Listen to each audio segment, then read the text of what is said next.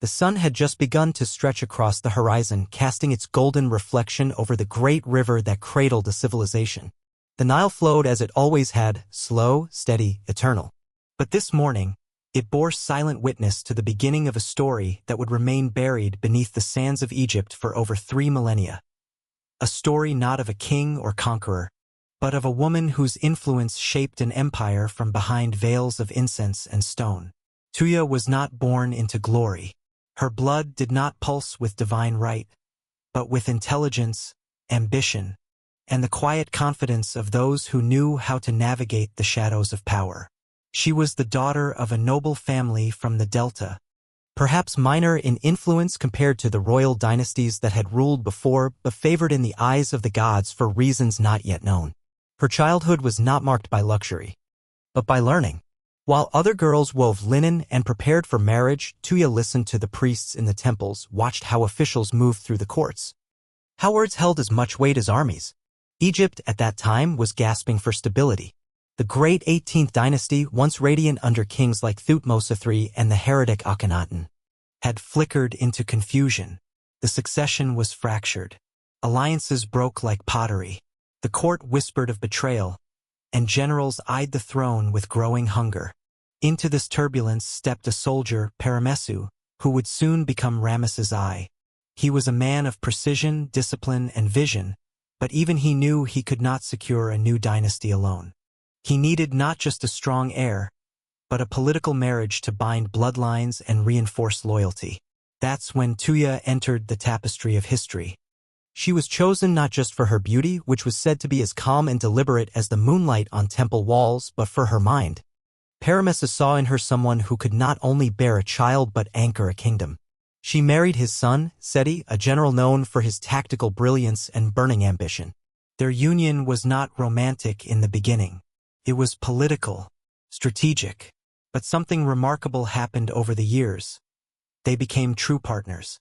And eventually, something rarer still, true companions in power. Seti, even as a prince, was not a man of excess. His passion was not wine or gold or harems, it was Egypt itself, reclaiming its lost borders, restoring its faded glory, outshining even the memory of the Amarna kings. Tuya, ever observant, became his greatest counsel. In public, she walked 3 steps behind him, eyes downcast as protocol demanded. In private, she stood beside him, dissecting reports from Canaan, listening to the priests of Ammonius, and predicting the shifting alliances of the nobles. When Seti led campaigns into the north to crush rebellion and reclaim cities lost during the chaos of Akhenaten's monotheistic experiment, Tuya remained in the heart of Memphis, the political center, where she quietly built alliances of her own. She dined with noble women, soothed tensions between court factions, and sent coded messages to ensure that Egypt did not crack from within while its armies fought abroad. She became the quiet force in the court, the spine of a new dynasty. But even in the golden halls of the palace, her life was not without pain. Tuya's firstborn died in infancy, a tragedy that nearly unraveled her carefully controlled world. The temple priests said it was a curse from the gods, a consequence of change, of ambition. Her enemies whispered that the gods disapproved of her influence. But Tuya did not fold. Instead, she turned to the temple of Hathor and prayed not for herself, but for Egypt. Months later, she conceived again. The boy who was born would one day be named Ramesses. Ra has fashioned him, and he would become the most legendary pharaoh in Egyptian history. But at his birth, he was only a fragile child, barely breathing, with no guarantee of survival. Tuya wrapped him in linen herself, refusing the nursemaid's help. She whispered to him the ancient hymns of protection. And when she handed him to his father, she said, "This one will be greater than us both." Seti didn't smile easily, but that day he did. With the birth of Ramesses, the new dynasty had a future. But the old enemies of the court had not vanished. There were still loyalists to the old Thutmose line, priests who resented the return of strong kingship, generals who eyed the throne in silence. Seti began consolidating power, rebuilding temples, rewriting Egypt's mythos in his image. He commissioned great works at Karnak and Abydos, reviving the ancient cults. But for all his power, he needed legitimacy, continuity. And that came not from his sword, but from Tuya's ability to wrap their rule in sacred tradition.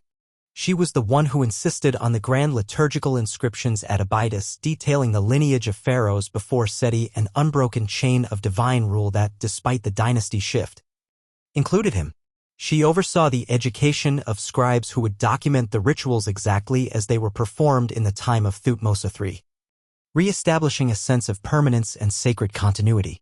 She ensured the temples of Ammonius received generous offerings even as Seti cultivated ties with other cults. She was not just the queen. She was the bridge between chaos and order. As the years passed, their partnership deepened. Theirs was not a marriage of passion but of trust. And in the burning heat of the desert and the cool hush of temple shadows, that trust was forged into something indestructible. Seti consulted her before any major campaign. He deferred to her judgment in matters of court. When he returned from victories, it was not the generals or scribes who received his first words, it was Tuya.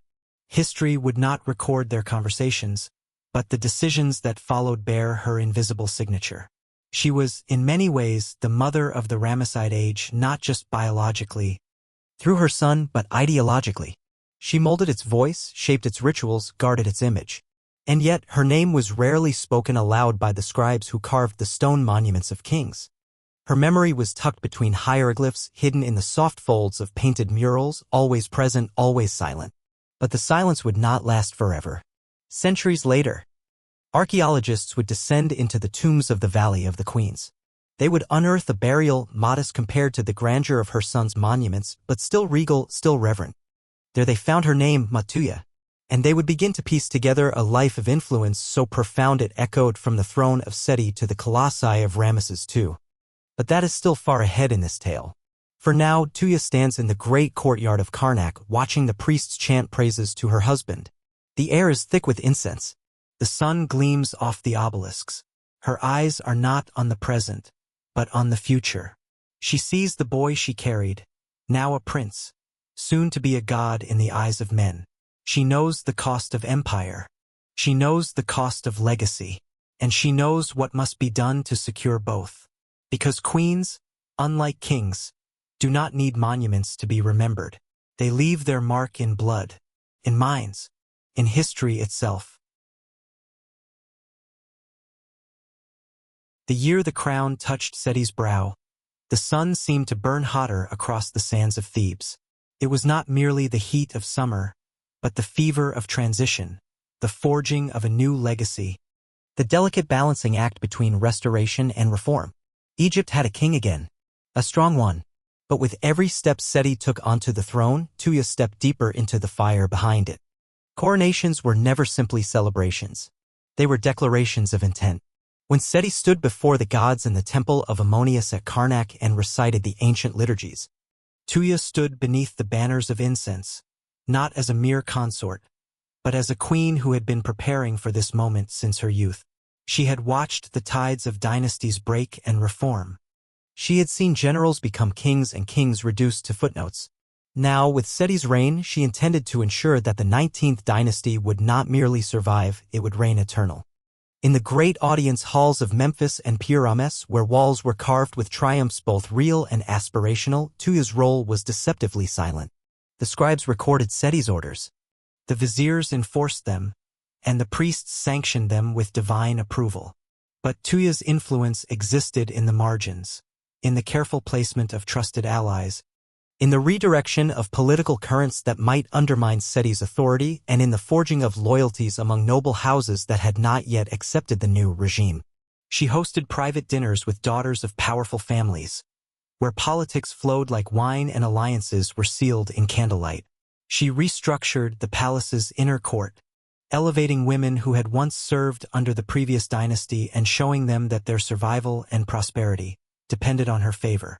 While Seti rode into battle with sword and chariot, Tuya fought a quieter war, one of memory, legacy, and legitimacy. But court politics were only part of her challenge. Raising an heir was another.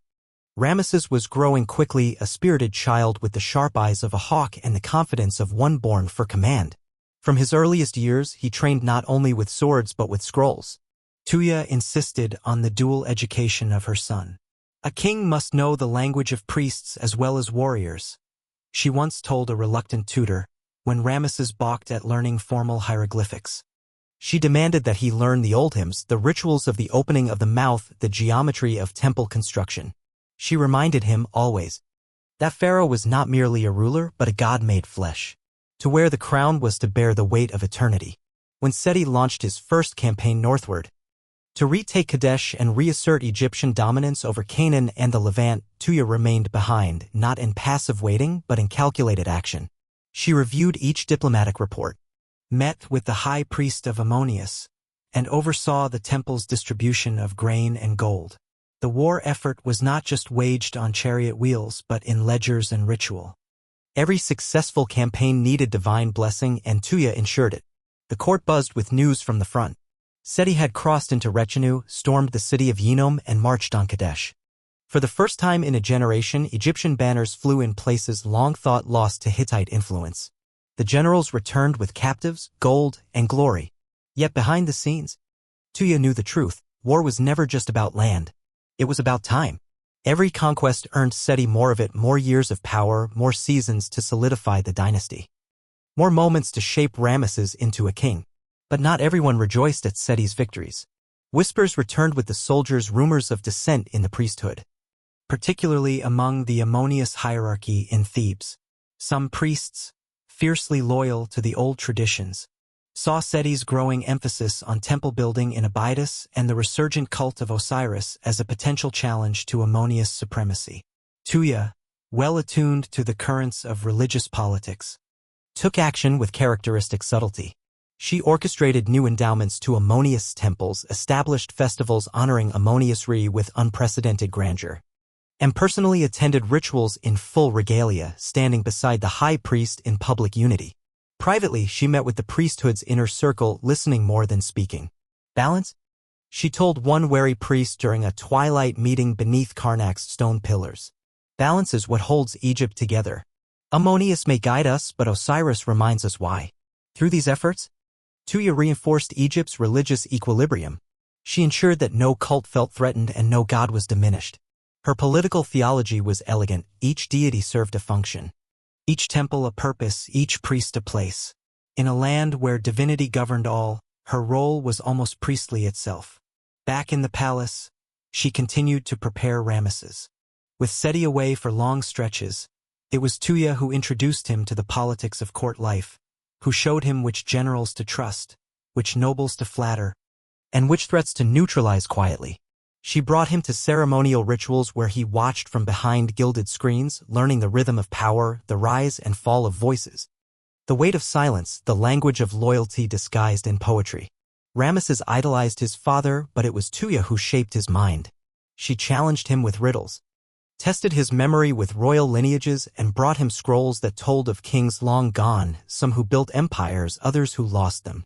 Every name on these walls, she said once, as they walked the silent halls of Seti's new temple at Abydos, is a lesson.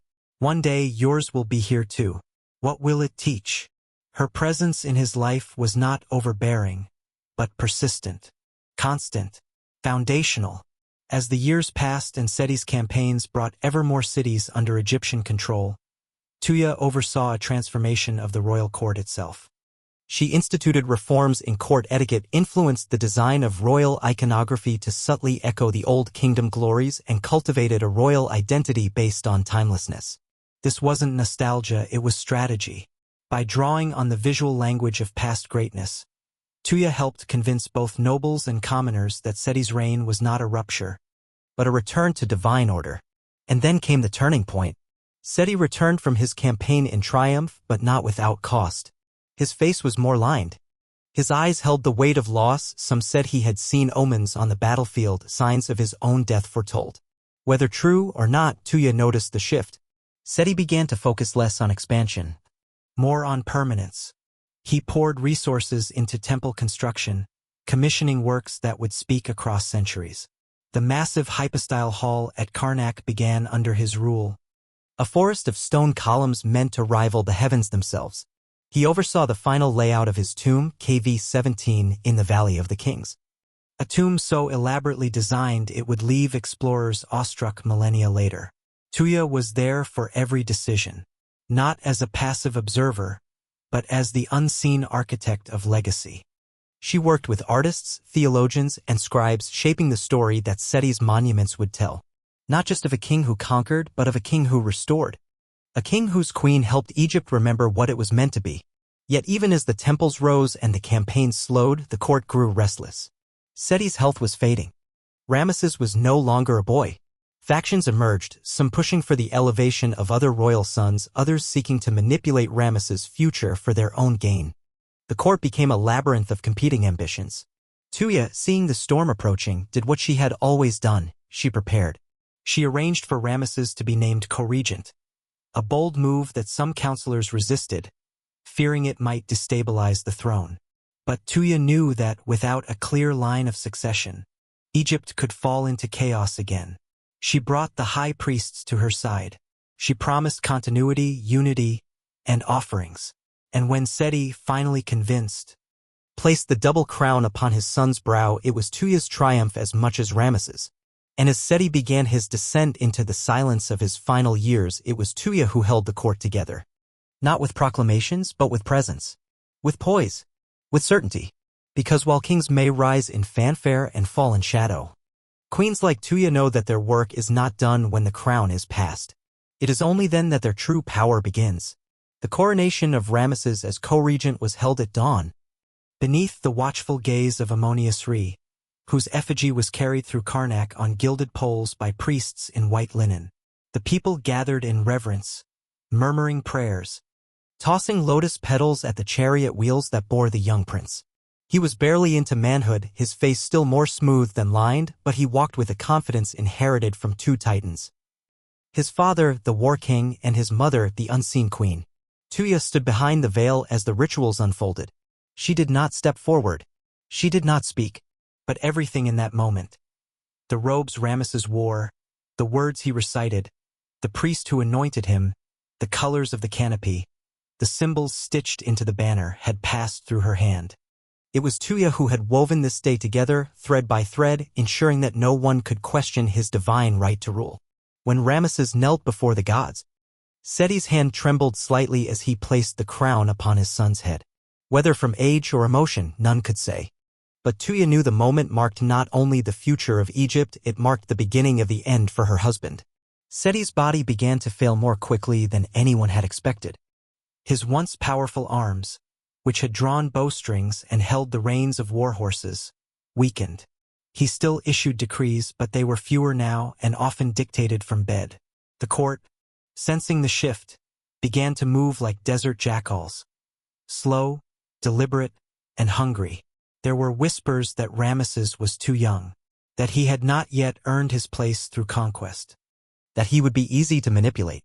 Tuya heard every murmur, and she responded not with rage but with choreography. She arranged for Ramesses to lead his first ceremonial campaign, a symbolic expedition into Nubia accompanied by seasoned generals and temple scribes. It was a pageant as much as a military exercise, designed not for blood but for perception. News of his victory returned swiftly, followed by images of the young prince offering captives to the gods, standing tall before the obelisks of Thebes. The message was clear. He was no mere boy.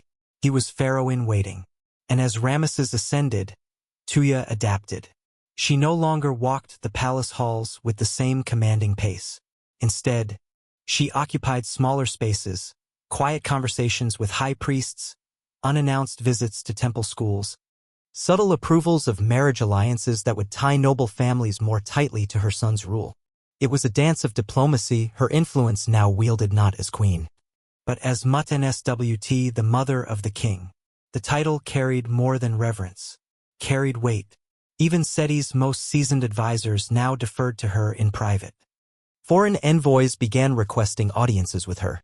She was the bridge between two reigns, and for many, she was the guarantee that Ramesses would not stray from the foundational policies of Seti's rule. But Tuya was no mere regent. She did not desire to control her son. She desired only to prepare him for a world that would not forgive mistakes. And Ramesses, for all his youth and fire, listened to her. He began to take on more formal duties. He oversaw tax reviews in the Delta. He mediated disputes between temple officials in Memphis. He toured Thebes as the visible heir, walking among the people, offering grain, answering questions. Tuya was always a step behind him, offering nothing publicly but watching, always watching. She noted how he responded to flattery, how he handled disrespect, how he masked uncertainty. She saw her husband's steel in his jawline, her own caution in his eyes. He was not yet the god-king the world would one day revere, but the mold was forming. It was in these moments, quiet conversations in the palace gardens, late-night readings of old king lists, hushed debates over how to deal with rebellious vassals, that Tuya did her most important work. Strength, she told him once, as they stood before the great mural of Seti in battle, is not in shouting. It is in waiting, in choosing the right moment to strike and making sure no one sees your hand behind the blade. But for all her wisdom, Tuya could not stop the passage of time. Seti's final days came in silence. His breath became shallow. His eyes remained closed for hours at a time. The physicians said the end was near. The court began to prepare. Funerary priests rehearsed the rituals. Tomb workers hurried to finish the last carvings in KV-17. Scribes gathered to record the moment of transition. Tuya sat beside him, her hand resting on his. She did not weep. They had said all that needed saying long before this moment. She whispered prayers to Osiris, prayers she had memorized as a girl, long before she was queen. Long before she had ever touched power. When Seti died, the sky over Thebes darkened with desert winds. The people mourned. The temples echoed with chants. And Ramesses, flanked by the priesthood. Generals and noblemen stood before the people not as prince, but as pharaoh. Usurmator Seti I Ramesses. But the moment was not his alone.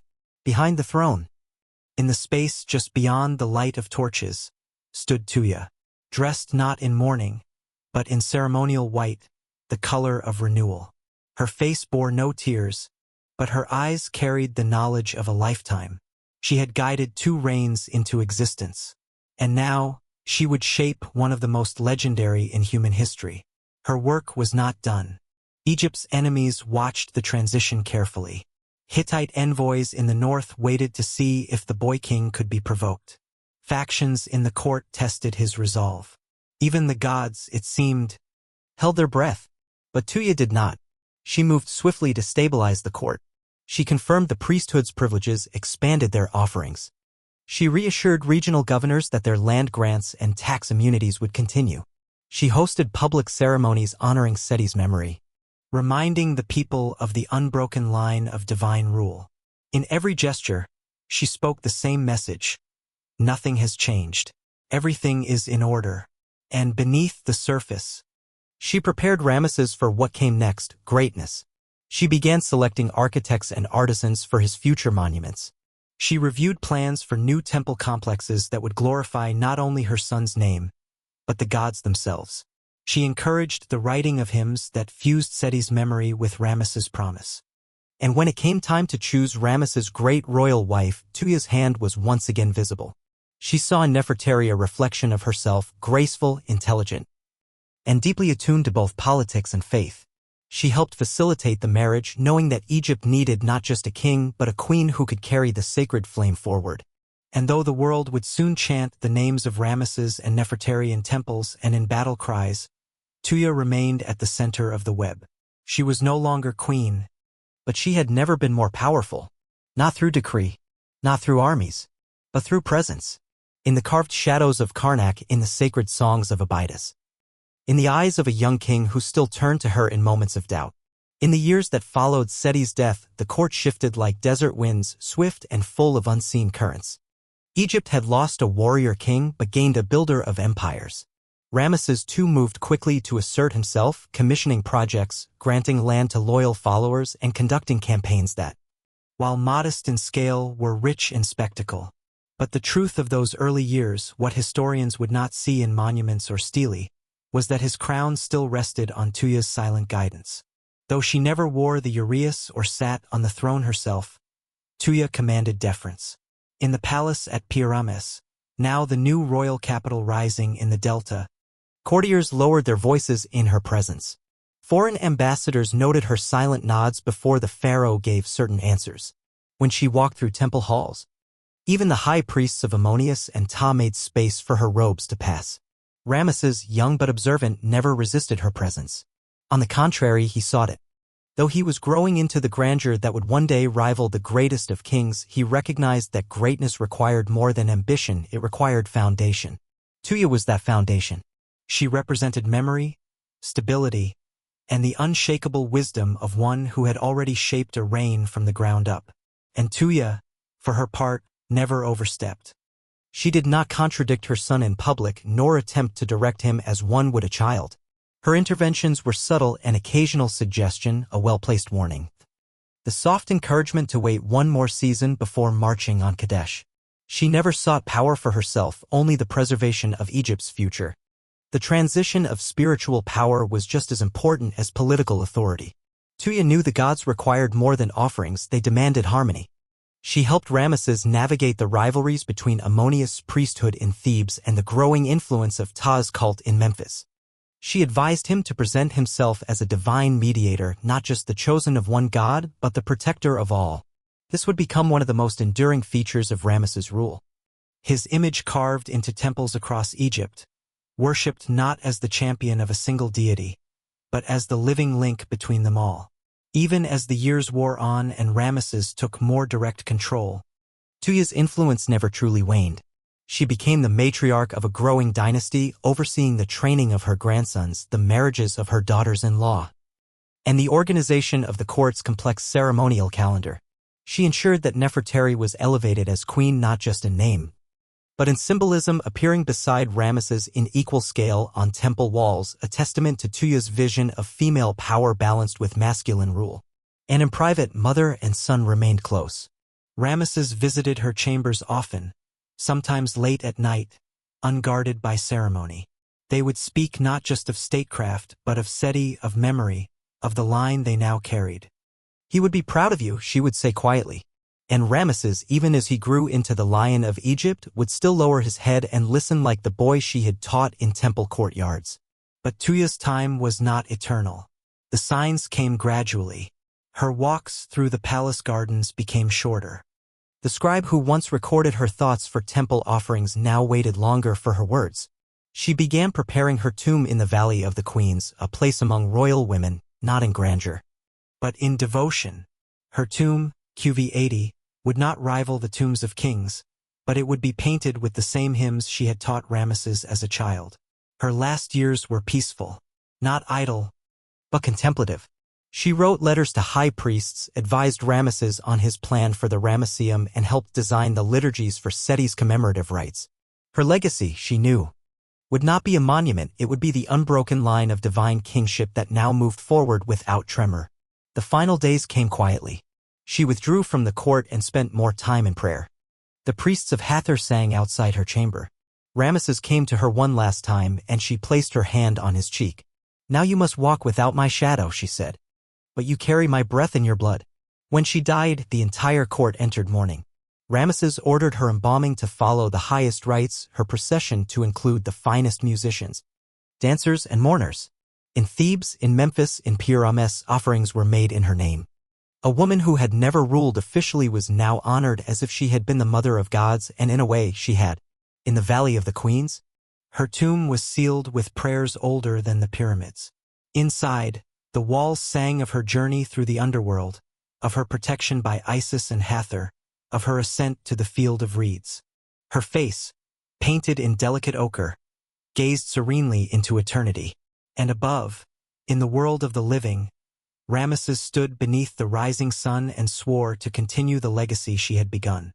He would go on to rule for over 6 decades. He would build temples whose columns still stretched to the skies. He would fight battles that would become legend. He would become the pharaoh whose name would echo even in the tongues of strangers in far-off centuries. But before he was Ramesses the Great, he was simply the son of Tuya. And in every temple wall that bore his name, behind every monument that reached into the heavens, behind every ceremony and policy and calculated act of grandeur, there was the silent influence of a queen whose strength was never carved in stone, but whose presence shaped the very heart of an empire. The falcon had taken flight. When Ramesses II stepped fully into kingship, Egypt braced itself. The boy who had once clung to his mother's robe in temple processions now stood atop the golden dais of Ramesses, a living god in the eyes of his people. Yet behind the sunlit gold and the crown's splendor, he carried something more enduring than lineage. He carried a purpose forged by the woman who raised him. Tuya's death left a silence in the court that no trumpet could fill. Her wisdom had shaped not just policy, but the very way Ramesses understood power. He did not mourn long. Kings were not permitted the luxury of grief, but her absence turned inward. It became fuel, determination, the fire that now drove him to achieve greatness not only for himself, but for the dynasty she had preserved with such precision. He began with monuments. Even before armies moved, stone did. Architects were summoned from Thebes and Memphis, from small temple towns along the Nile. Build a city, he told them. Not just a home for kings, but a symbol of heaven on earth. Thus, Ramesses grew, Ramesses II. The house of Ramesses, great in victory. It would become a city of unparalleled scale, with broad avenues, massive storehouses, and temples that glistened like polished gold under the midday sun. Every inch was planned to echo divine perfection.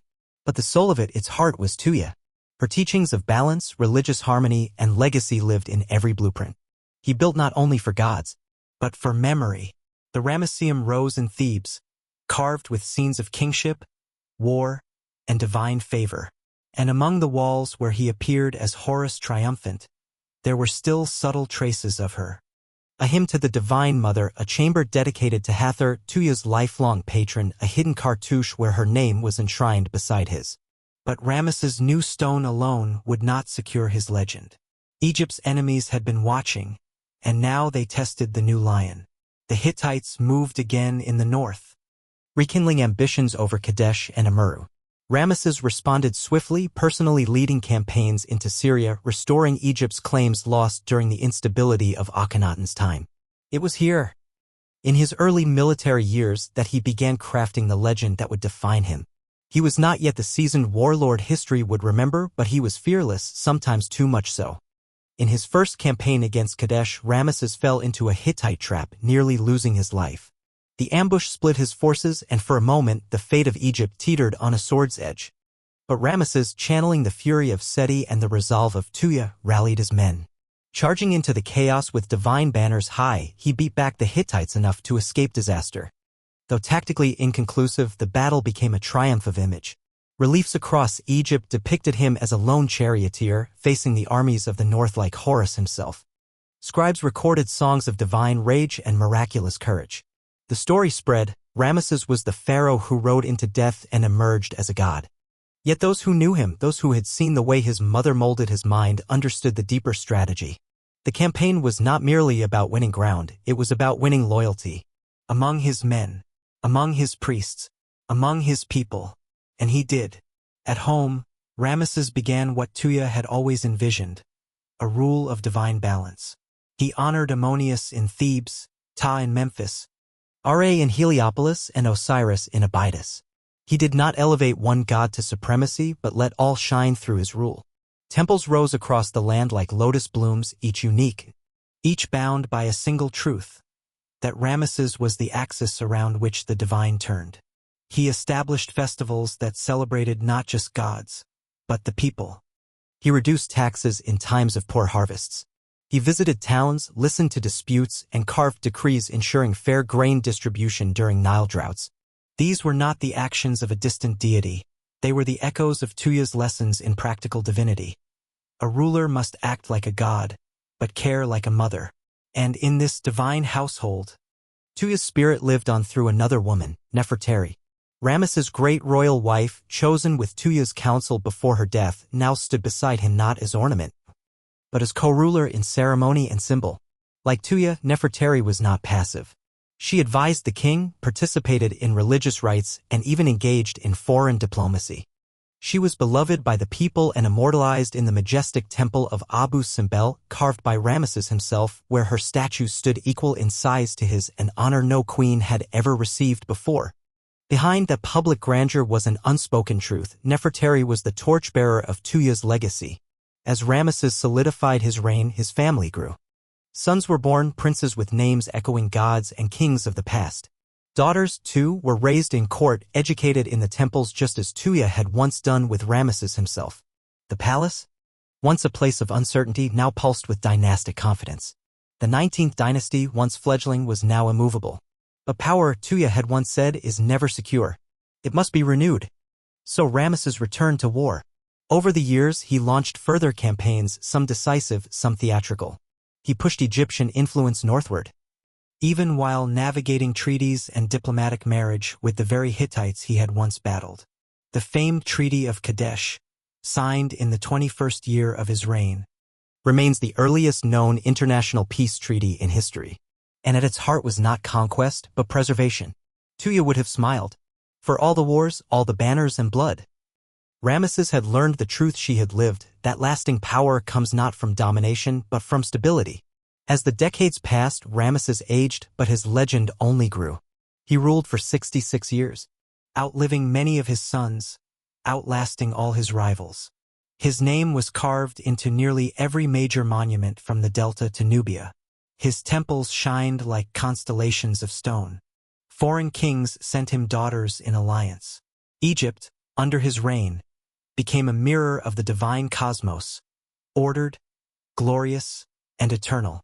And yet, in the quiet hours of twilight, when the court had retired and the priests chanted in distant halls, Ramesses would sometimes sit in the garden where he had once walked as a child beside a woman with patient eyes and measured words. There, beneath a sycamore tree sacred to Hathor, he would remember her voice, her guidance, her hand upon his shoulder. He was Pharaoh. He was legend, but he had been made by a mother. Not just a bearer of life, but a builder of legacy. A queen whose wisdom shaped empires. A woman whose name, though whispered by few, echoed through the centuries in every stone, every scroll, every prayer to the eternal Nile. Time in Egypt did not march, it flowed. Like the Nile itself, it ebbed and surged, washing over generations while carving legacies in stone. By the time Ramesses II had ruled for 20 years, he no longer needed to assert himself as king. He was kingship. The crown was not worn, it was embodied. But even gods must defend their heavens. The peace with the Hittites, though historic, was born of necessity as much as wisdom. Both empires had weathered years of war, famine, and unrest. Ramesses understood that a new strategy was required: diplomacy. He had inherited from Tuya the art of long-game thinking, the belief that an empire rooted in alliances and tradition could last longer than one built solely on war. So, in the years following the Treaty of Kadesh, Ramesses pursued a new kind of conquest: hearts and marriages. In one of the most symbolically powerful acts of his reign, he welcomed a Hittite princess into his court, marrying her as a gesture of peace and unity. Her Egyptian name became Mathornefer, she who sees Horus, the beautiful one. It was a stunning moment in Egypt's long diplomatic history, and it cemented Ramesses not only as a warrior, but as a master of empire building through human connection. Yet even in this time of seeming stability, Ramesses never allowed complacency to creep into his rule. Tuya had warned him, early in his reign, that peace can be the most dangerous illusion of all. When the people sleep too long under calm skies, she had once said, they forget who holds back the storm. To remind them, Ramesses built. If Pyramus was the jewel of his crown, then Abu Simbel was its throne, carved into the cliffs of Nubia facing southward toward Egypt's ancient adversaries. The twin temples were architectural thunder, monuments of dominance and devotion. The larger temple was a testament to his own divine form, with 4 colossal statues of himself flanking the entrance, each nearly 70 feet tall. But beside it stood the smaller temple, one dedicated not to gods, not even to himself, but to Nefertari. It was the first time in Egyptian history that a queen had been enshrined as an equal to the pharaoh in a major temple complex. Her statue stood as tall as his, and the inscription above the entrance declared her she for whom the sun shines.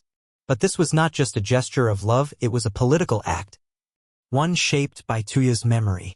By raising Nefertari, Ramesses extended the lineage of powerful women whose influence legitimized and enriched kingship itself.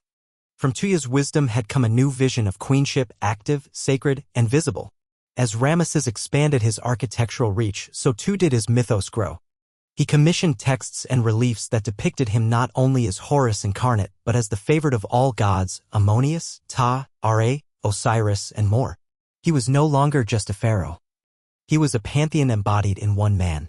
The people prayed to him as they once had to divine kings of the old kingdom. And priests composed new hymns that linked his deeds to the movements of the cosmos. And yet, amid this golden light, shadows gathered. The court had grown vast, an empire unto itself. Ramesses had fathered dozens of children, with sons stationed in various posts across the realm and daughters married into temples, military ranks, and noble houses. Each one, though loyal, carried ambition. Whispers began, who would succeed the eternal king? When the eternal king was gone. Tuya had known this challenge well. Succession, she had once told Ramesses, was not a single act, it was a campaign. A process. And so he planned for it not in his twilight, but in his prime. He began elevating his sons gradually, assigning military and administrative roles. The eldest, Amun-Herkhotep, was trained in both war and temple rites, a clear signal of Ramesses' intent. But as the years passed, he too would fall to illness and another son would rise. This cycle repeated, prince after prince prepared only to die before the throne could pass. It was as if Egypt itself refused to imagine a world without Ramesses. And still he ruled. Through famine and flood, through regional unrest and foreign tension, Ramesses remained the center. His visage adorned every temple. His name filled every official document. He became a fact of nature like the Nile, the sun, the sky. But Ramesses was not blind to his own mortality. He had seen what happened to kings who failed to prepare. His father's legacy endured because Tuya had prepared it, guarded it, shaped it, preserved it. And now, as Ramesses entered the fourth decade of his reign, he turned inward. He spent more time in Thebes overseeing the maintenance of the great temples and tombs. He reorganized the priesthoods, ensuring loyalty among the powerful cults of Ammonius and Ptah. He commissioned more than one tomb for himself, some say out of caution, others say superstition. But the truth was simpler, he was thinking like Tuya. Tuya had always viewed death not as an end, but as a transformation. She had believed that rulers must prepare not only for their life, but for their afterlife, that the legacy of a pharaoh was not just what he built, but what he left behind. Ramesses began to write letters to foreign courts, renewing treaties, reaffirming peace. He dictated laws that protected grain storage, priestly income, and public works. He even funded schools within temples to educate scribes from across the Nile Valley, young men who would record his reign and ensure his story would never be lost to sand. And then came the illness. It started with his legs. A stiffness. A slowness that made walking difficult. Priests said it was age. He was well into his 80s, older than any pharaoh before him. But still he attended ceremonies, still he gave speeches, still he laid offerings with his own hands. Only in private did he let the pain show. Only in the garden did he sit, eyes closed, remembering Tuya's soft warnings about the illusion of immortality. He knew the end was approaching. He could not stop it, but he could shape it. So he called his 13th son, Merneptah, and placed upon him the symbols of office. Merneptah was not the strongest or most charismatic of his sons, but he was steady, wise, quiet. He had been trained not for glory, but for continuity, just as Tuya had once trained him. In the final season of his life, Ramesses visited the temple of Abydos one last time. He walked the sacred halls of his father Seti's temple, gazed upon the king list they had carved together, and stood before the cartouche of Tuya, still intact, still gleaming under the torchlight. He touched the stone gently and whispered words only he and the gods could hear. Later, in his tomb, he asked that a chamber be painted with the goddess Hathor embracing him, not as a deity receiving the king, but as a mother welcoming her son. He would die not long after. The court mourned. The temples wept. The Nile flowed on. And in the centuries to come, when foreign kings took Egypt, when empires rose and fell, the statues of Ramesses still stood. Still they looked out over river and desert. Still they whispered of a time when Egypt was eternal. But none of them spoke of Tuya, not by name, not aloud. Because queens like her are not remembered in stone. They are remembered in kings, in wisdom passed hand to hand, in empires that do not fall. It is said that in the year of Ramesses' death, the sky over Thebes turned a strange shade of red just before dawn. Priests would later call it a sign from Ra, a celestial farewell to the living god. But those who had walked long enough through the corridors of the royal house knew better. It was not just a farewell to a king. It was the quiet closing of a chapter begun decades earlier in the arms of a woman who had never claimed the throne, but who had built the steps that led to it. Ramesses II had ruled for 66 years. He had survived 9 of his own sons. He had outlived his wives, his generals, his viziers. For many, his death was not simply the end of a reign. It was the end of a world. Merneptah, his son by Isetnofret, inherited a realm at its peak. Egypt was stable, prosperous, and feared.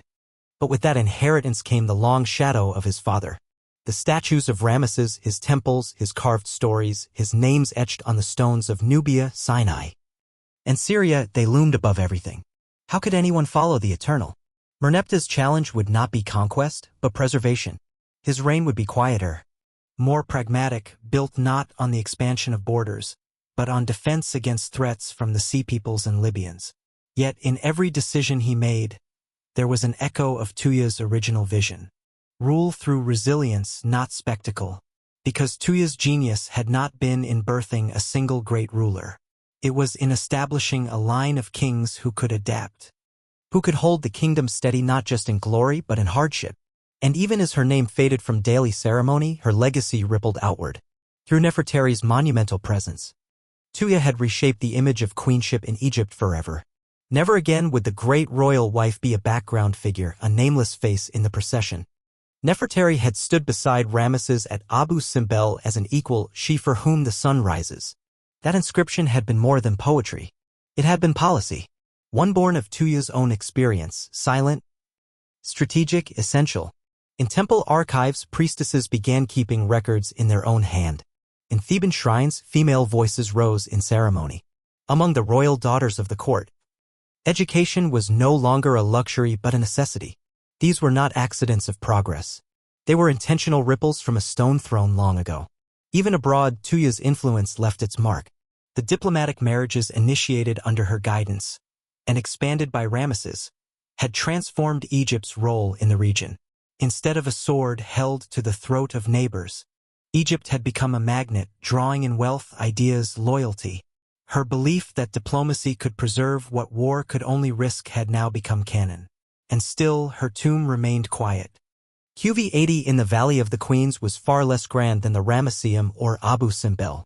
Yet within its painted chambers, scenes of Tuya's journey through the afterlife shimmered like memories pressed into limestone. She stood before Osiris, graceful and calm. The goddess Hathor embraced her. The words of the Amjuet and Litany of Ra surrounded her sarcophagus, not as incantations of fear, but as songs of return. There, in the hidden place of the West, the Queen Mother rested. Not forgotten, not silent, for in the mouths of scribes her name was still spoken. In the hands of queens her example was still followed. In the decisions of kings her wisdom still whispered. And as Merneptah assumed the double crown, kneeling before the gods in a ceremony that mirrored Ramesses' coronation so many decades before, there was no statue of Tuya present. But she was there, in the measured breath of the new king, in the steady rhythm of priestly chants she had once overseen, in the polished floor of the hall where she had once stood behind Seti, and behind Ramesses, and now behind memory itself. Tuya had never carved her name into the cliffs. She had carved it into Dynasty. Even after death, Tuya's presence lingered in the high halls of Egypt like the scent of frankincense after morning prayers. The court had moved on. It had to. Kings aged, wars stirred. Temples demanded offerings. Yet those who walked the palace corridors, who had served through the reigns of Seti and Ramesses, spoke of her in the low, reverent tones usually reserved for the gods. Not because of fear, but because of memory. She was no longer there in body, but Egypt had been shaped by her hand. She had not only secured her son's throne, she had elevated the very concept of queenship, embedding it into the structure of empire itself. And it was now that this invisible architecture would be tested.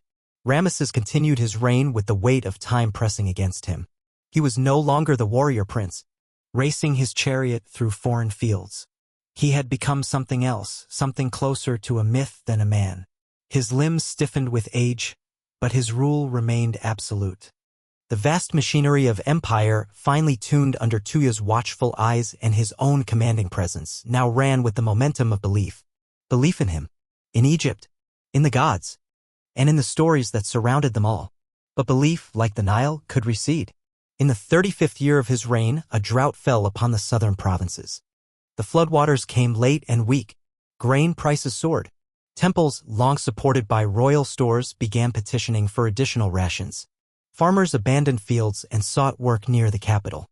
Hunger whispered among the people, and with hunger came doubt. Ramesses responded swiftly. He opened granaries, commissioned emergency irrigation works, and personally appeared in Thebes, offering prayers to Ammonius and Ra alongside high priests.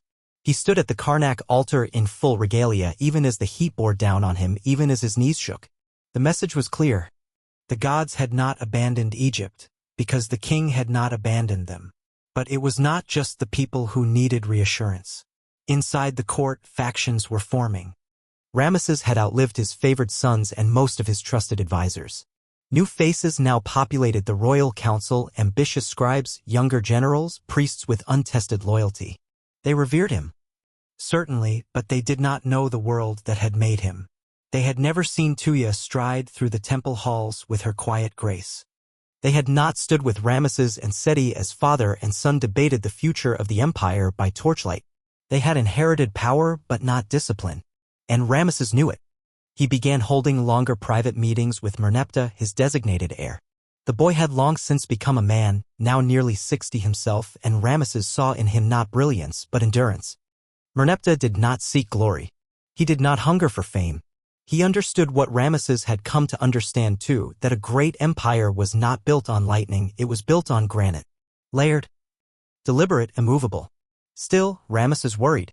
He worried because Merneptah was no Tuya. Tuya had known how to hold a court together, how to move through factions like a wind in the curtains, soft, unseen, reshaping everything. Without her, the palace had grown louder, clumsier. Disputes were more public. Dissent, once handled in private gardens and half-spoken metaphors, now leaked into records and speeches. It was during this time that the memory of Tuya returned, not in words, but in women. Nefertari, long gone by now, had left behind a powerful legacy. Her tomb in the Valley of the Queens, QV 66, remained one of the most dazzling pieces of funerary art ever conceived. Within it, she was shown walking among the gods, her skin painted a divine gold, her dress like flowing starlight. She had been Tuya's chosen, her pupil in queenship. And through her, the spirit of female power lived on. Several of Ramesses' daughters, particularly Bintenath, Nebutai, and Merida Men, had assumed ceremonial roles akin to those once held by Nefertari. They stood beside their father in festivals. They were given honorary titles. Some were even wed into religious office, becoming gods' wives of Ammonius or high priestesses in key temples. These roles were not just symbolic, they were strategic.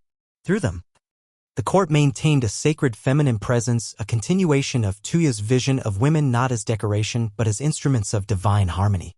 But not all accepted this shift. There were whispers in the southern temples that the elevation of royal daughters threatened the traditional priesthoods. That too much influence was being granted to women who bore royal blood but not sacred training. In Memphis, Ptah's priests questioned why the king's female kin were given oversight of major building projects. In the north, land disputes involving royal estates raised tensions with provincial governors.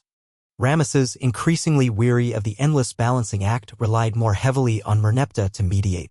But Merneptah lacked Tuya's instinct. He was patient, yes, but not persuasive. The cracks in the empire were hairline, but they were beginning to show. Still, the machine moved. Temples continued their work. Harvests recovered after years of effort. Trade resumed, particularly through diplomatic ties with the Hittites and distant Babylon.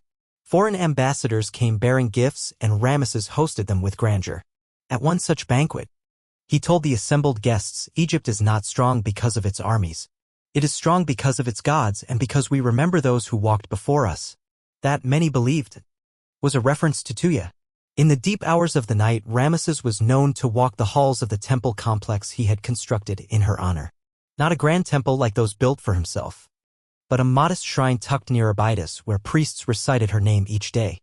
He had ordered her memory to be preserved not just in tomb but in voice, because in Egypt, to speak the name of the dead was to keep them alive. And she was alive, in policy, in ritual, in the bones of the empire itself. Even as Ramesses' breath grew short, Even as his joints failed and his sight dimmed, he continued to whisper her name to those closest to him. "Do not forget," he told one scribe. "She made us all." When he died, Egypt held its breath. The court, long prepared, moved with discipline. Merneptah assumed power without struggle. He was not greeted as a savior, but as a steward. The people did not demand triumphs from him. They asked only for continuity, stability, peace, and for a time he gave it. Under Merneptah, Egypt faced new threats, not from internal strife but from external waves. The Libyans pressed from the west. The mysterious sea peoples descended from the north. Yet despite his age, Merneptah responded with calm efficiency. He mobilized the army. He fortified the delta. He issued stele that declared victory and reaffirmed Egypt's divine protection. But those closest to him knew his rule was not merely a military response, it was a philosophical one. He had learned from Ramesses, who had learned from Tuya, that a kingdom must have roots deeper than gold or soldiers. So he preserved her rituals, funded her shrine, reinstated the educational programs she had championed. And when foreign dignitaries came, he brought them to see the mural of Tuya at Abydos, and spoke of her not as legend, but as law. "She was never crowned," he once said, "but she ruled us all." And so, the woman born far from the throne, who had married a general, mothered a god, and outlasted kings, came to rule again not in flesh but in memory. Her legacy stretched across reigns, across regions, across generations. And it endured. There were moments in Merneptah's reign when it seemed that Egypt might fracture, not from within, but from the weight of its own history. He had inherited a kingdom saturated in legacy. The temples still echoed with the names of gods, but more frequently they echoed with one name above all, Ramesses. Even in his absence, the colossal king remained omnipresent. And behind him, in quieter tones and softer carvings, came the name of Tuya. The priesthood remained loyal, but loyalty came now with negotiation. With Ramesses' immense network of temple patronage receding slightly under Merneptah's more conservative rule, powerful religious factions began to jockey for prominence. The high priests of Ammonius in Thebes, flush with centuries of land grants and royal favor, now eyed the shifting dynamics with both reverence and calculation. It was here that Tuya's influence again served as a stabilizing memory, because she had been the bridge between Seti and Ramesses, between generals and priests, between male and female expressions of power. She had understood the fragility of divine authority when divorced from practical rule. And so, her legacy had taught an unspoken rule. Never sever the bond between temple and crown. Merneptah honored that even as challenges mounted. To the west, the Libyans massed with unexpected coordination. To the north, the enigmatic sea peoples, a confederation of displaced warriors, raiders, and migrants, descended with violent unpredictability. Egypt had not seen external pressure of the scale in over a century. The court trembled. Scribes whispered that the gods were angry. Offerings increased, sacrifices doubled. Diviners were called in from deep in the delta. And in these tense nights, the royal chambermaids recorded that Merneptah often visited the private shrine of Tuya, lighting incense and murmuring prayers not found in the official rituals. They were personal prayers, not to a goddess but to a guide. For even in her absence, Tuya remained his example of how to lead not with fear, but with steadiness, with clarity. The war came. In a pitched battle west of Memphis, Merneptah's forces clashed with the Libyans and their sea people allies. The fighting was brutal. Egypt's archers lined the banks of the Nile while chariots swept through the sand. The battle lasted for days. At its end, tens of thousands lay dead, but the invaders were pushed back. Merneptah's victory was not just military, it was spiritual, a reaffirmation that Egypt, though tested, remained unbroken. He recorded his triumph on the famous Israel stele, now one of the most debated and studied inscriptions in Egyptology. Though the stele celebrated conquest, its tone was different from Ramesses' bluster. It was not about glory, it was about endurance. A tone Tuya would have approved. But victories came with cost. The royal court grew wary. Egypt was stable, yes, but brittle. Trade routes faltered in places. Nubian unrest stirred again in the far south. Temples requested ever larger shares of dwindling grain stores. The cult of Ammonius, now vast and powerful, sometimes acted with more autonomy than the palace preferred. And into this quiet uncertainty came the younger royals, Merneptah's sons and grandsons, raised in a palace that remembered Tuya but did not know her. They had not been shaped by her measured silences, her poised diplomacy. They had inherited privilege, not purpose. And some believed the throne should pass more quickly.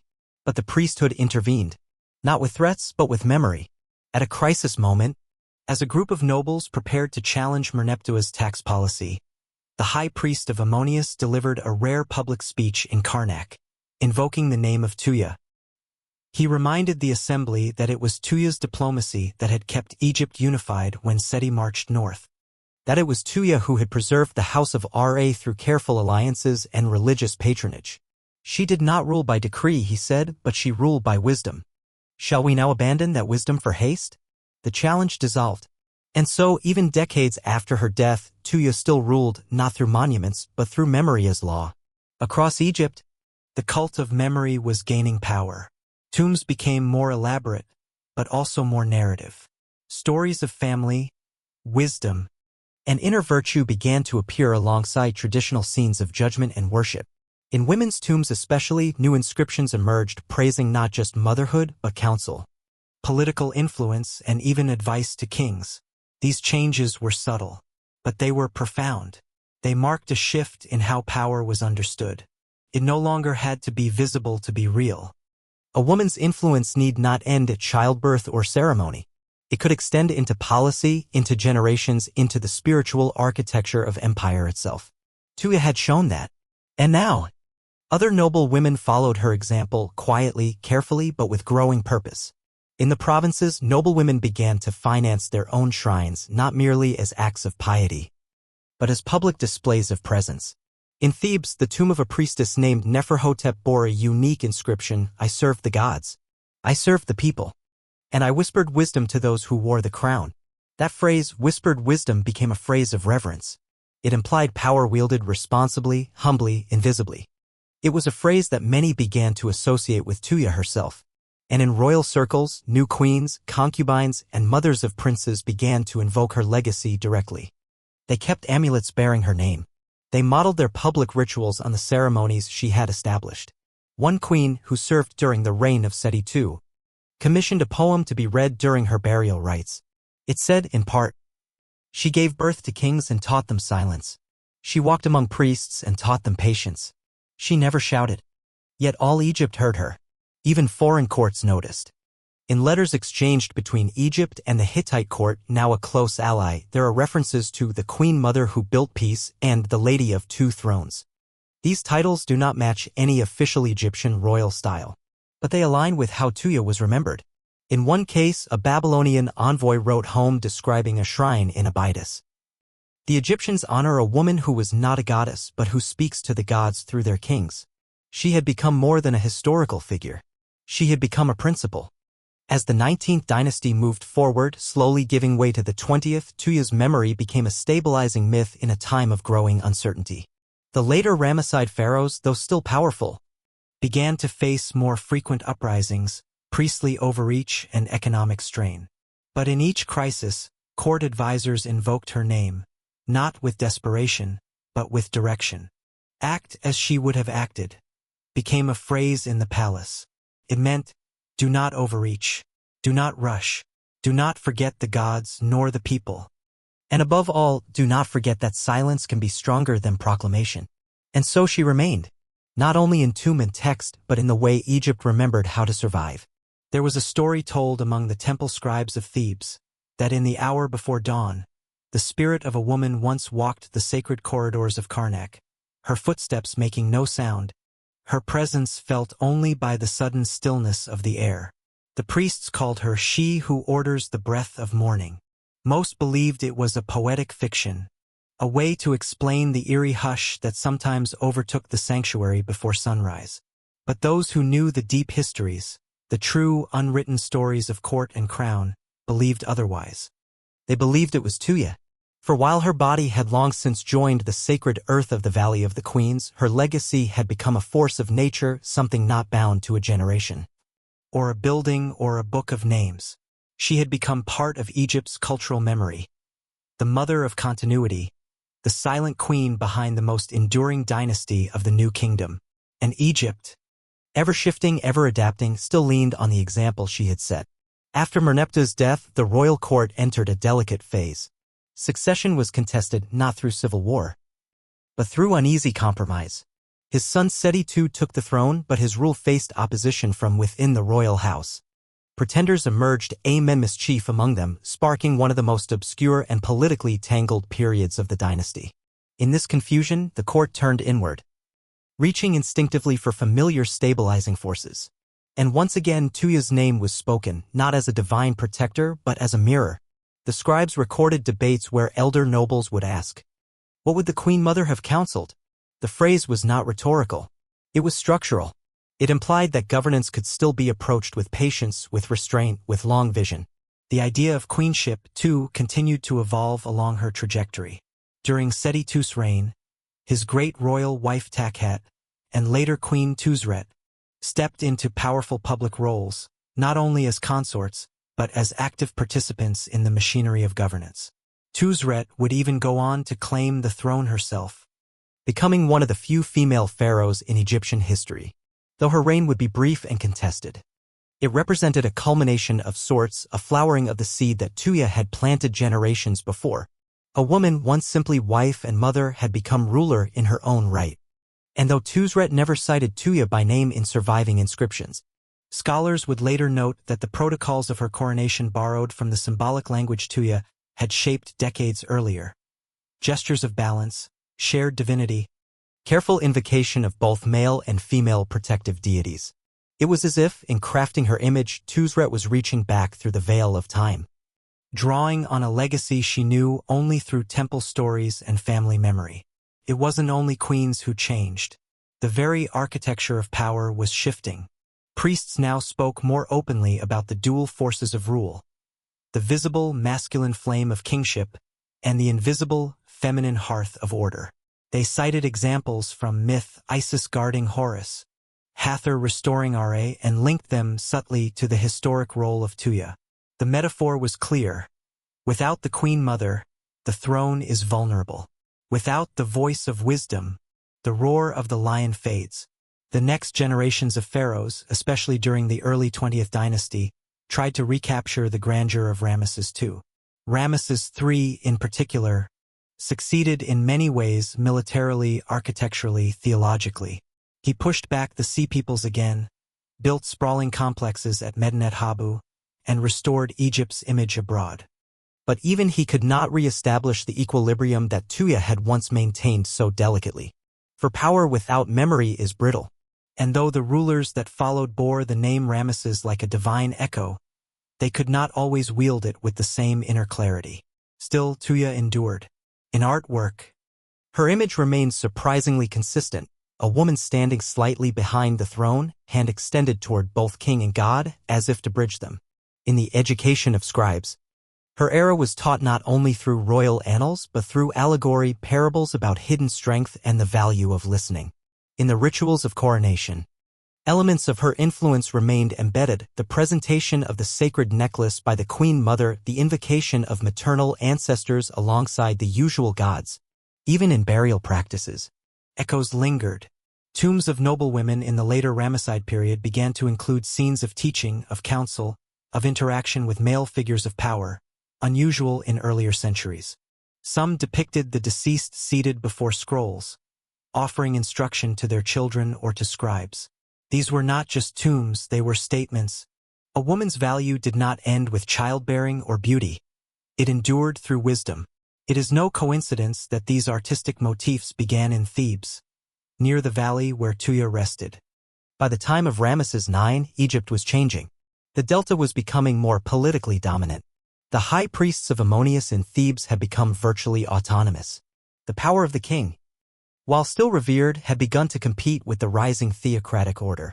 Temples became centers of realpolitik, and religious authority frequently outweighed secular law. In this environment, memory became a political tool. Each faction tried to lay claim to legitimacy by invoking the past. Some drew on the victories of Thutmose. Others invoked the reforms of Akhenaten. But the royalists, the defenders of dynastic order, continued to place their faith in the legacy of Ramesses II and by extension in Tuya. Because Tuya was not just a name. She was a precedent. She represented a model of power that could unify without shouting, govern without conquering, and endure without being seen. She was proof that stability came not only from divine birth or battlefield triumph, but from quiet, generational investment in wisdom. As Egypt entered its twilight years of the New Kingdom, Tuya's image faded from public walls. Her shrines saw fewer offerings. Her name, once invoked by kings and priests, returned to silence. But it was a silence of respect, not erasure.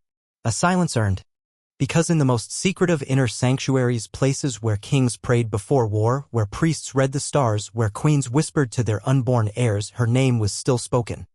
As the last true Ramesside kings took their places upon the throne, the horizon over Egypt darkened. By the time Ramesses XI ruled, the once proud machinery of the new kingdom creaked beneath the weight of its own grandeur. The temples remained majestic. The rituals continued with precision. But there was hollowness to the pageantry, a sense that the gods themselves were holding their breath. The economy strained under corruption and overreach. Grain was no longer secure. Priestly factions in Thebes ruled more independently than the pharaohs themselves. Foreign influence nipped at the edges of Egypt's borders like desert jackals at a lion's carcass. And yet, even in this unraveling, the name of Tuya survived, not in monuments, nor even in formal rites, but in stories. She had passed into mythos. In family homes along the Nile, old grandmothers whispered tales to their grandchildren of a queen who had no crown yet taught kings how to rule. Of a woman who walked the halls of the palace without raising her voice, but whose footsteps shaped the future. The name Tuya became synonymous with inner strength. In folk tradition, she was said to appear in dreams to those about to take on heavy burdens. Farmers painted her likeness in red ochre inside granaries for blessing. Young women invoked her name during childbirth not just for safety but for clarity. As if her spirit could pass on wisdom through blood. And in the crumbling halls of a weakening royal court, her echo remained a standard. Not an ideal to be worshipped, but a bar to be measured against. When regents argued over who should guide the child kings, when factions disputed the role of royal women, when temples demanded more than the crown could afford, someone inevitably would ask, where's the Tuya of this reign? The question, always rhetorical, landed like a stone dropped into a silent pool. Because they all knew there was none. No one quite like her. She had been born into instability, married into ambition, crowned in silence, and rose to command not just respect but transcendent influence. She had been the voice behind Seti I, the architect behind Ramesses II, the blueprint for Nefertari, and the matriarch of a dynasty that would rule Egypt for more than a century. And yet she had never once claimed divinity for herself. That restraint, that clarity, was what made her divine in the end. When Ramesses XI died, the new kingdom effectively ended. The third intermediate period began, an age of fragmentation, of priest-kings, of foreign incursion and dynastic division. The great unity that Tuya had once helped to preserve cracked apart. Egypt would never again reach the sublime, sun-drenched heights it had enjoyed under her guidance and her son's reign. But memory is stubborn. In the first millennium BCE, long after her name had been carved into tomb walls and temple thresholds, long after the sand had swallowed her footsteps and only dust knew her voice, the people still remembered. When tomb robbers disturbed the Valley of the Queens and looters dared approach QV80, some refused to enter. Not out of fear of curses, but of disrespect. This was the tomb of the silent queen, they said, and backed away. Even thieves, in their twisted reverence, acknowledged the sanctity of her rest. When early priests of the late period reconstructed genealogies to lend legitimacy to new rulers, they often inserted Tuya's name. She was the stabilizing branch, the spiritual matriarch, the queen whose very absence reminded Egypt of what it had lost. Thousands of years later, when the sands of the West were peeled back by the picks and brushes of modern archaeologists, her tomb was rediscovered. It was not grand by royal standards. It held no golden mask, no sarcophagus of precious stone. And yet, within its painted walls, among the hymns to Hathor and the images of divine ascent, was something no treasure could match. Serenity. The walls were not triumphant. They were humble, sacred, calm. They spoke of a woman who had not needed monuments to be eternal. They told of someone who understood that real power lies not in how brightly you shine in life, but in how long your light endures in others. In that silence, beneath the limestone painted in celestial blue, Tuya sleeps still. But her story does not, because every time Egypt remembered itself, its balance, its dignity, its grace, it remembered her. In the far west of Thebes, where the Valley of the Queens lies scorched by sun and shrouded by silence, a tomb opens its mouth to time. QV80, simple, dignified, modest, rests among the resting places of Pharaoh's wives and daughters. There is no great obelisk to mark it, no grand avenue of sphinxes. But step inside and the air changes. The walls of the tomb of Tuya do not boast. They whisper. They whisper of a life lived not in defiance of power, but in symphony with it. They speak through painted hymns and measured proportions, not of war or domination, but of wisdom, of purpose, of love. Within those walls, Tuya is seen standing before Hathor, arms open. The goddess welcomes her not as a subject, but as a reflection.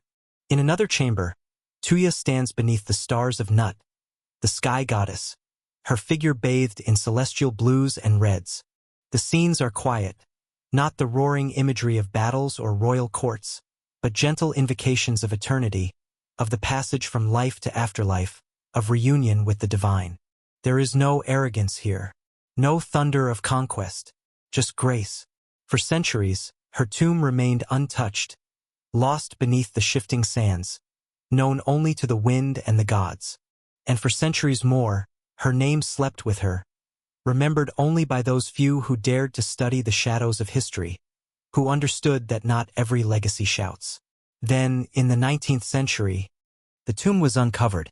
When archaeologists first entered QV80, they were surprised by its restraint. Where they expected grandeur, they found intimacy. Where they expected declarations of power, they found devotion. The inscriptions were delicate, the artistry sincere. It was not a tomb of spectacle, it was a tomb of meaning. And slowly, as scholars began piecing together the great Ramesside lineage, her name emerged again. Tuya, great royal wife of Seti I, mother of Ramesses II, advisor, strategist, the queen behind the throne. For decades, historians had spoken only of Ramesses, the great builder, the warrior king, the god on earth. But behind him, they now began to trace the fingerprints of his mother. Her diplomatic networks, her stabilizing influence, her deep connection with both court and temple, her role in shaping the very architecture of one of the greatest reigns in Egyptian history. Modern Egyptology owes Tuya a quiet debt. In studying her, researchers were forced to rethink how female power was expressed in ancient Egypt, not through domination, but through presence. Not through title, but through continuity. She had never been pharaoh. She had never led an army. And yet, she had forged the conditions that allowed Egypt's last golden age to flourish. Even today, her story reshapes our understanding of legacy. Because history so often favors the loud, the generals, the conquerors, the builders of colossi. But Tuya reminds us that empires are not held together by noise. They are held together by those who listen, who endure, who plan not for the next year, but for the next century. Her legacy is found not just in her tomb, but in the women who followed her. In Nefertari, who ruled beside Ramesses as an equal in divine iconography. In Tuzret, who claimed the throne herself. In countless unnamed royal mothers, priestesses, and noblewomen who looked to Tuya as a model not of ambition but of balance. And perhaps that is the truest power of her story. She did not need to be remembered to be eternal. She did not need a golden mask to shine. She lived in the quiet chambers of the palace. She walked the sacred paths between the gods and the kings. She mothered a man, and in doing so mothered an era. Now, centuries after the last of her dynasty has turned to dust, Tuya's name is once again spoken. In classrooms, in temples, in films and books, and minds curious enough to ask, who was the woman behind Ramesses? The answer is more than biography. It is truth made myth, memory made stone, and silence made immortal. Because some rulers conquer nations, some build temples, but a rare few shape the soul of a civilization.